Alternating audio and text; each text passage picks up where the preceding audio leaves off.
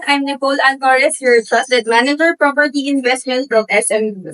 So for today, nandito tayo ngayon sa Light 2 Residences para silipin kung ano na nga ba yung update sa construction, and hopefully I can tour you around sa current status ng unit and project. So ngayon nandito tayo sa parking lot, 5th floor, and paakyat tayo sa 8th floor to view yung mga actual units, and I will be also providing you the construction update, the estimated time of over, and the promos for this project, which is, ang maganda ngayon is meron tayong 10% discount. So, samahan niyo ako for itong project na. So, ngayon, nandito na tayo sa 8th floor, which is the amenity area.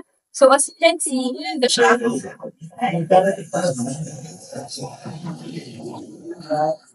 Tapos na yung mga foundation, makikita nyo na yung pinaka-layout ng pool area.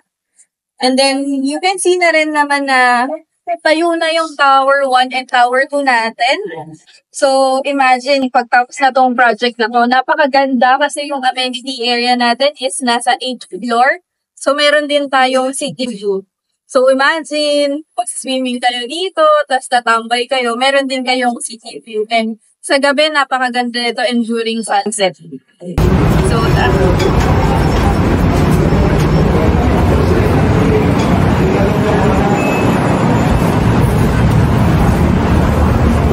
nandito tayo ngayon sa 6th floor to view yung actual unit. So, ngayon nandito tayo sa unit deliverable upon turnover. So, nandito sa right side ko is the kitchen area. So, as you can see, upon turnover ng unit, ito yung naka-granite na siya. And of course, magkakaroon naman din dito ng book-up and yung range hood. So, for this one, di pa lang siya na-install. And of course, meron tayong overhead cabinet. And meron din tayong cabinet sa baba. So, nandito naman sa left side ko is the pinaka-bathroom. So, upon turnover ng unit, meron na rin tayong shower, toilet, and pinaka-sink. Tapos dito, pwede natin lagyan yung washing machine. Very spacious siya. So, usually dito nilalagay yung TV sa side na. And then, ito naman yung partition going to the bedroom area. So, ito na yung kasama sa unit natin. So, yan lang.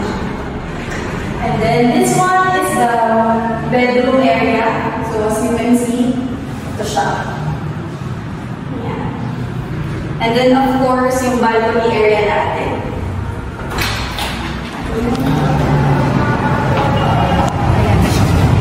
So, itong view na to is the city view siya. So, makikita nyo dito, ayan. Sa baba lang is yung MRT station, kaya napaka-strategic talaga ng location. So, ayan. So, again, ito yung one bedroom with balcony.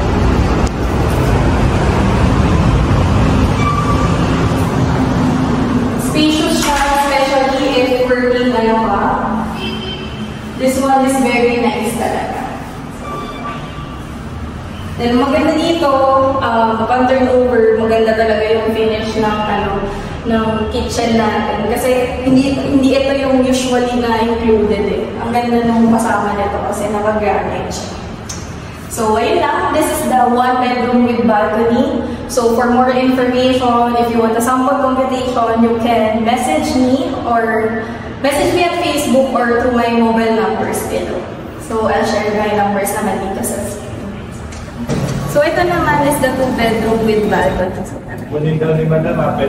So, same din siya sa 1-bedroom with balcony. Sa gilid natin is yung kitchen area. And then, ito naman is yung bathroom area. So, sa bathroom, mas malaki lang siya compare sa 1-bedroom. So, ayan. Mas mahaba. And then, again, included na yung shower, toilet, and sink. So, punta tayo dito. And then this one is the living area. So, napakalaki ng living area. And then dito sa left side ko is yung 2-bedroom. Ito yung bedroom 1. So, pasok natin. So, bedroom 1. And then dito naman sa kabila is yung bedroom 2. Very spacious din. And then, of course, yung balcony natin.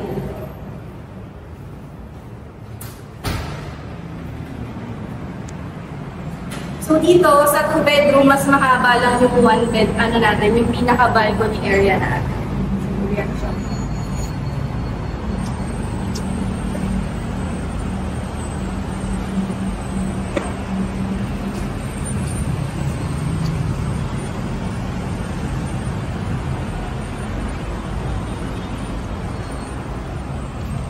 So again, this is the 2-bedroom with balcony sa Light2 Residences. Napakaganda, perfect for family talaga to.